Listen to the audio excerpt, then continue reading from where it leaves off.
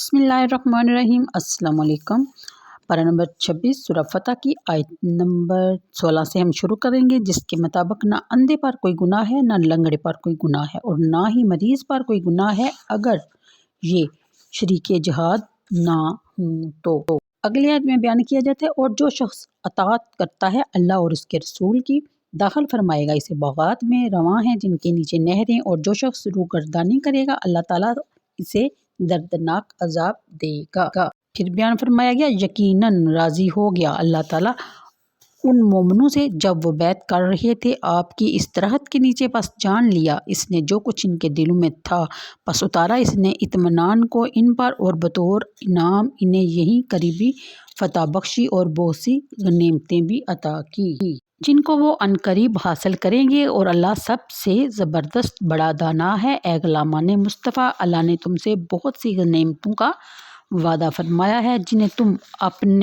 अपने वक़्त पर हासिल करोगे, बस जल्दी दे दी है तुम्हें ये सुलह, और रोक दिया है इसने लोगों के हाथों को तुमसे, ताकि हो जाए ये नुसरत हमारी निशानी अहले ईमान के लिए, और ताकि साबित कदमी से गामजन रखे तुम्हें सिराते मुस्तकीम पर। तो ये थी आयत नंबर 20 तक का तर्जमा। अब तफसीर के मुताबिक मदीना तैयबा में कई मुखलिस मुसलमान जो नाबीना या लंगड़े या बीमार थे, वो भी इस जहाद में शरीक ना हो सके। उन्होंने जब ये मुखल्लफीन के बारे में ये आयत सुनी तो बेचैन हो गए कि मबादा इनका शुमार भी कहीं इनके ज़मरा में ना हो। बारगाह रिसालत में हाज़िर होकर गुजारिश की कि कैफ़ा बिना या रसूलल्लाह, ए अल्लाह के रसूल हमारा क्या बनेगा, हम भी तो इस सफ़र में शरीक ना हो सके। इनके इत्मीनान के लिए ये आयत नाज़िल हुई।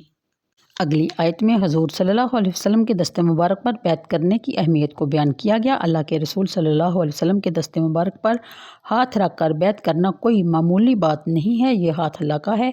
रसूल के साथ बैत रसूल के खुदावंद ज़ुल जलाल के साथ बैत है। गोया तुम बराह रास्त अपने रब के साथ मुआहिदा कर रहे हो कि ए मुझे निस्त से हिस्त करने वाले, ए मुझे अपने गुनाहों इनामात और ihसानात से सरफराज फरमाने वाले, ए मेरे हानाए दिल में शम्मा ईमान को नूर इश्क से फरोज़ां करने वाले, तेरा ये बंदा वादा करता है कि तेरी रज़ा मेरा हासिल ज़िस्त है और इसके हसूल में मर मिटना मेरी मराज है। फिर बयान फरमाया जाता है कि यानी हम इनके दिलों की कफ़ियत, खलूस और सच्ची मोहब्बत को खूब जानते हैं, और इसी बना पर हमने इनको अपनी रज़ामंदी की संद अर्ज़ानी फरमाई है। अल्लाह ताला ने इन मुखलस बंदों को जिन अनामात और नवाज़शात से नवाजा, इन जुमलों में इनका ज़िक्र हो रहा है। पहला एहसान तो ये फरमाया कि इनके दिलों को सुकून और तमानियत से मामूर कर दिया। शायद किसी बेशऊर को इस इनाम की अहमियत का सही अंदाज़ा ना हो।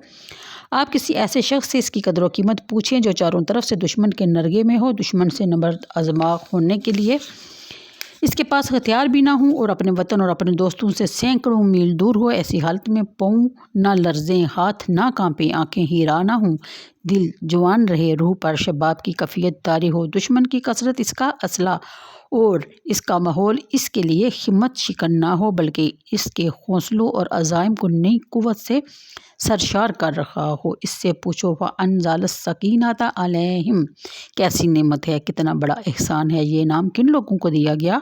फरमाया अलैहिम, वही जिन्होंने हदीबिया के मकाम पर इस दरख्त के नीचे मेरे महबूब सल्लल्लाहु अलैहि वसल्लम के हाथ पर बैत की थी। फिर दूसरे इनाम का जिक्र फरमाया, ये दूसरा इनाम है जिससे मुखलसीन की इस जमात को बहरा अंदोज किया गया, यानी अनकरीब हम तुम्हें दुश्मन के मुकाबला में फ़तह अता फरमाएंगे, और उम्रा ना करने का जो सदमा तुम्हें पहुंचा है इसका अजाला हो जाएगा। जब कुफ्र सरनगू होगा और इस्लाम का परचम ऊंचा लहराएगा, तो तुम्हारे रंजीदा दिल फरहत और अम्बसात से बाग बाग हो जाएंगे। इस खुशखबरी का मसदाक फ़तह खैबर है, क्योंकि सफ़र हुदैबिया के फ़ौरन बाद यही गुज़वा पेश आया है। यहूदियों के सारे किले और तमाम गढ़ियाँ फ़तह हुई और इस्लाम को शानदार कामयाबी नसीब हुई। हज़ूर सल्लल्लाहु अलैहि वसल्लम ने जब खैबर की तरफ रवाना होने का हुक्म दिया कि इस सफ़र में सिर्फ़ वही लोग हम रकाबी का शरफ़ हासिल करेंगे जो हुदैबिया के सफ़र में हमारे साथ थे, तो हज़ूर सल्लल्लाहु अलैहि वसल्लम के इस अरशाद से भी फ़असाबाहुम की ज़मीर का मर्जा मुतय्यन हो गया। तीसरा इनाम यह है कि जिससे जाम फरोशों के इस ग्रोह को सरफराज फरमाया जा रहा है, यानी हम इन्हें माली गनीमत देंगे और बकसरत देंगे, जिससे इनके अफलास का खात्मा हो जाएगा। ये अमवाल गनीमत जिन्हें गनाइम कसीरा कहा गया है, खैबर से हासिल होने वाले मनकूला और गैर मनकूला अमवाल व इमलाक हैं। پھر بیان فرمایا کہ حدیبیہ میں کفار کے مکہ کے ساتھ جس صلح نامے پر دستخط ہوئے اس کی مدت 10 سال تھی۔ اس صلح سے اہل مکہ اور ان کے خلیف قبائل جو مکہ کی گرد و نواح اور جنوبی حجاز میں پھیلے ہوئے تھے ان کی طرف سے حملے کا خدشہ ختم ہو گیا۔ اس طرح مدینہ طیبہ جو مسلسل کئی سال سے دشمن سے برسر پیکار تھا، شب و روزن کی یلغار کا لگا رہتا تھا، اس سے سکون ملا تو فوراً نبی برحق نے ایک دوسرے محاذ کی طرف توجہ فرمائی۔ یہ محاذ خیبر کے یہودیوں کا تھا۔ اسلام اور پیغمبر اسلام صلی اللہ علیہ وسلم سے دعوت میں یہ لوگ کفار مکہ سے 2 قدم آگے تھے۔ ان کے پاس دولت کی فراوانی تھی۔ خیبر کے زرخیز وادی ان کی ملکیت تھی۔ وہاں انہوں نے اونچی چٹانوں پر متعدد قلعے اور گڑھیاں بنائی ہوئی تھیں جو دفاعی نقطہ نظر سے بڑی مستحکم تھی۔ بنی قریظہ اور بنی نذیر کی جلاوطنی نے ان کی عداوت کو اور بڑھا دیا تھا۔ ان کے پاس افرادی طاقت کی بھی کمی نہ تھی۔ خیبر کے قلعوں میں جنگجو بہادروں کی مجموعی تعداد 10,000 تھی۔ انہوں نے اسلحہ کے انبار اکٹھے کر رکھے تھے۔ ان کے پاس خوراک کے اتنے ذخائر تھے کہ جو محاصرہ کی صورت میں کافی مدت تک ان کے کام آ سکتے۔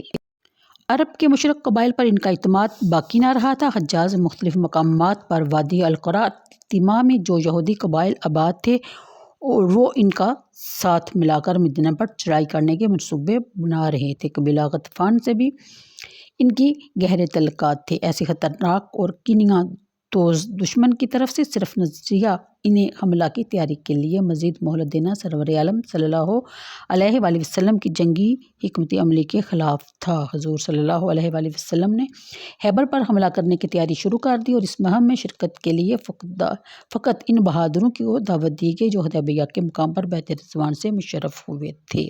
یہ سفر بڑی رازداری اور بڑی تیزی سے کیا گیا۔ ایک رات لشکر اسلام خیبر کی طرف رواں دواں تھا تو حضور صلی اللہ علیہ وسلم نے حضرت عامر بن اقوا کو یاد فرمایا۔ تو آج کے لیے اتنا ہی، ویڈیو کافی لمبی ہو جائے گی، پہلے ہی میرا خیال ہے میں آپ کے صبر کا بہت امتحان لے چکی، تو مجھے دیجیے اجازت، دعاؤں میں یاد رکھیے گا، ویڈیو کو لائک اور شیئر کر دیا کریں۔ اللہ حافظ۔